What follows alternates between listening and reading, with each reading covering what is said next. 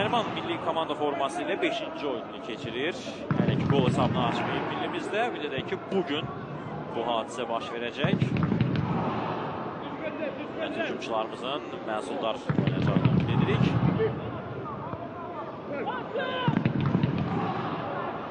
İkinci kez Nazon Piero ilə paslaşdı. Ayçi hücumdadır.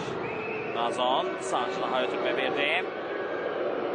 Cəfər Quliyev topu ala bilmədi. Ardın cəlbə meydançamıza daxil oldu. Ayçi futbolcular zərbi etdi. Bucaqdan qaydan top və top qapımızdadır. Top qapımızdadır. Gol qeydə alınır. Fransi Piero hesabı açdı. Erkən qol buraxırıq.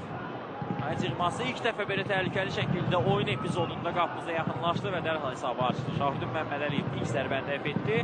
Amma top düz Piero'nun önünə düşdü. O da boş qapını dəqiq nişan aldı. Gəlin izləyək epizodu. Burada Nazon'la Piero paslaşdılar. Daha sonra sağ canaha çevirdi hücumu Nazon. Elvin Cəfər Quliyev topu ala bilmədi.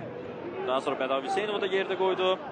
Ayçili futbolçu offside de yox idi görük təkrarda və Şahid Məmmədəliyevdən qaydan topu Fransi Piero qapıya göndərdi. Ötən yay Maccabi Haifa komandasının heyətində sabahla maçlarda iştirak etmişdi Piero və Bank Respublika Arenada komandasının vurduğu qollardan birində vurmuşdu. 0-1. Lucius Donzitson. Ondan böyle futbolcu ve son golumuz en büyük pay sahibi oldu. Bir komandamız hücuma keçir sol cinahda. Elvin Cəfər Quliyev topu saxladı. Yerlə ötürmək.